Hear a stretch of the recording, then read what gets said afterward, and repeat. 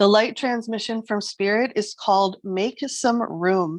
And we're going to be talking tonight about how to make some room, not only physically in our lives, both in our physical space, but also in our relationships, in our careers, but also mentally, emotionally. Where do we need to create some space and make some room?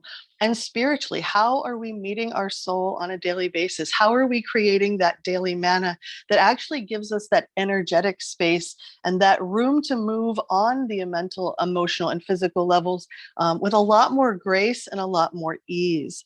And we're going to talk as well tonight about some of the supporting energies, tapping into what Spirit calls the good old days, and how the situations that we're in right now might appear as hardships and really challenging, but that ultimately it's leading us to a win-win outcome. But it's going to require us to be very honest with ourselves and tell the truth, and to really deepen into our loyal heart. The very first energy tonight, like I said earlier, is that of the good old days. And this speaks to making room mentally and emotionally. Here, Spirit speaks to nostalgia or the sweet memories, the old flames, the yearning for the security of the good old days. And Spirit wants us to know that this is incredibly natural right now with what is going on in the world, to feel that we are very unanchored as a species, as a human race right now, and that we are yearning for the security of the good old days, or what we perceived to have been secure. Whether these are these sweet memories or old flames, right now, this is all being triggered within us. And while we're encouraged to remember the past and to enjoy these warm memories, as for some of us, they might be, that which is keeping our spirit or the spark within us alive, we must remember that emotion can often color our recall and distort our understanding of what is happening in our current time. So we're really encouraged to notice right now any past cycles in our life that might be affecting us in this now moment, and beginning to really acknowledge and heal some of these old wounds, rather than what we like to do with the shadow, which is we tend to hide from it or dismiss it or avoid it, or simply, just not acknowledge it whatsoever.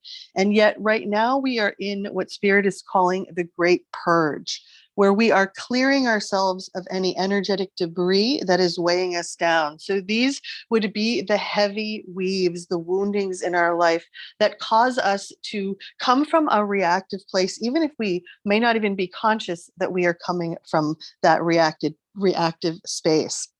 And we're letting go of false securities.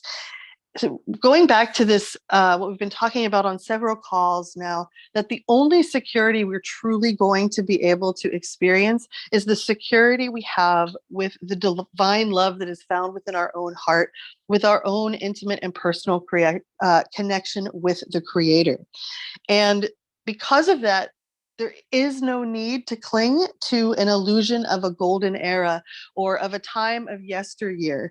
And instead, we're encouraged to use this connection with Source, with the Holy Spirit, to begin co creating a better reality for ourselves and for each other right here and right now. That there is authentic healing and joyfulness, but we must be willing to stop rekindling the emotions of the past. And here I was listening to Sweet Honey in the Rock, thanks to a friend. And the spoken word poetry that came through was, "It is good news when you reject things as they are, when you lay down the world as it is, and you take on the responsibility of shaping your own way. That is good news." This lesson is for you tonight. Lay down the world, pick up your cross. And they don't say it's good times, they say it's good news. It's hard times when you decide to pick up your own cross, because you're going to catch hell if you don't do it the way that they say do it. But when you lay down the world and you shoulder up your own cross, that's what? That's good news.